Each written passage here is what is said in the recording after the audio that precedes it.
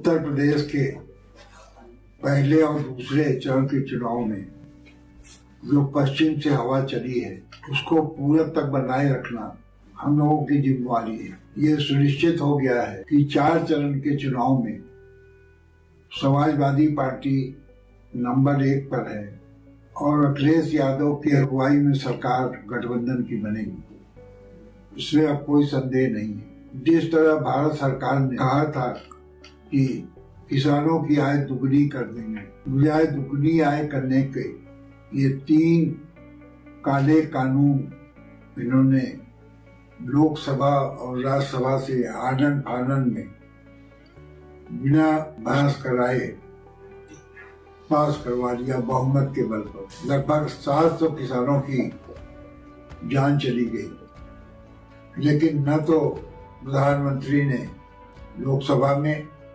और न ही उन किसानों के पास जाके संवेदना व्यक्त करने का काम किया।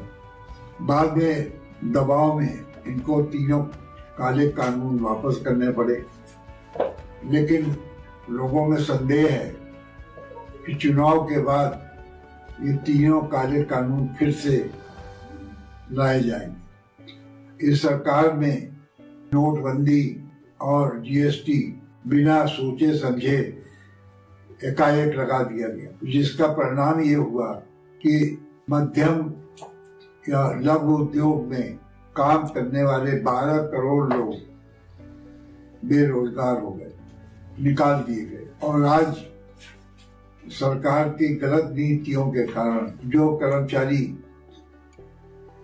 आए उनको जबरिया 50 साल में रिटायर कर दिया जा रहा और उनको भविष्य में पेंशन भी नहीं देने जा रही सरकार। इस सब से निजात पाने के लिए समाजवादी पार्टी ने अपना वचनबद्धता जो जारी किया है उसमें 41 लाख कर्मचारियों को पुरानी पेंशन दी जाएगी, इसका भी वादा है।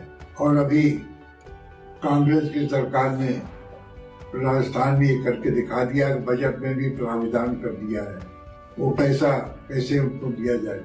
लाखों करोड़ों आदमी बिहार के और उत्तर प्रदेश के एकाएक उद्योग बंद होने पर, रेलगाड़ी और बस बंद कर देने पर पैदल होके मजबूरन लाइन के किनारे किनारे पैदल आए, जिसमें उनके परिवार के बहुत से लोग मर भी गए, स्वयं वो भी मर गए।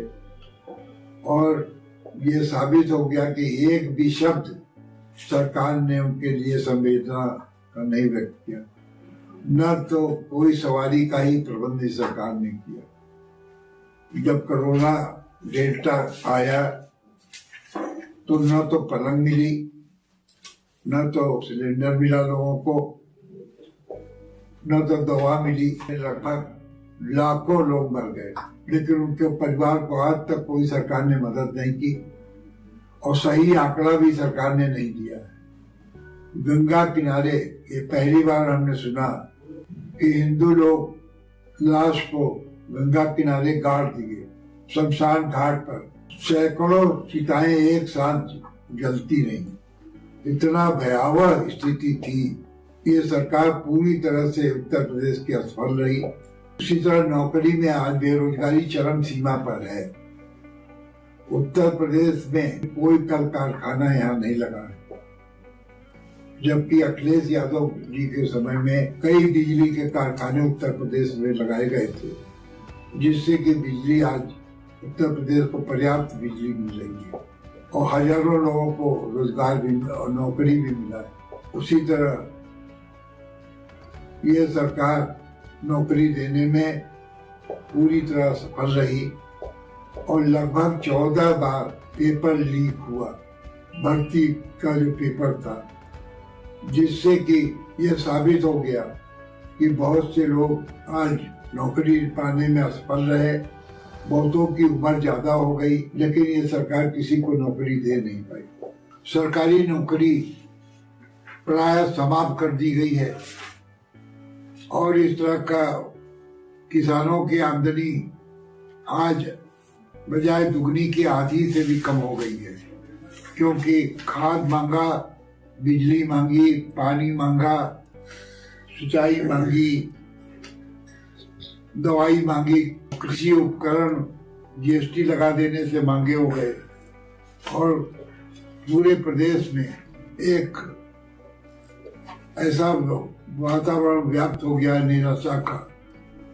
उसको दूर करने का काम केवल समाजवादी पार्टी की सरकार में अखिलेश यादव जी ही कर सकते हैं। इस समय देश एक गंभीर परिस्थिति से गुजर रहा है और ये उत्तर प्रदेश का चुनाव यह साबित करेगा कि भविष्य में संविधान से सरकार चलेगी कि नहीं चलेगी, और ये भी हो सकता है कि देश का आखिरी चुनाव भी हो।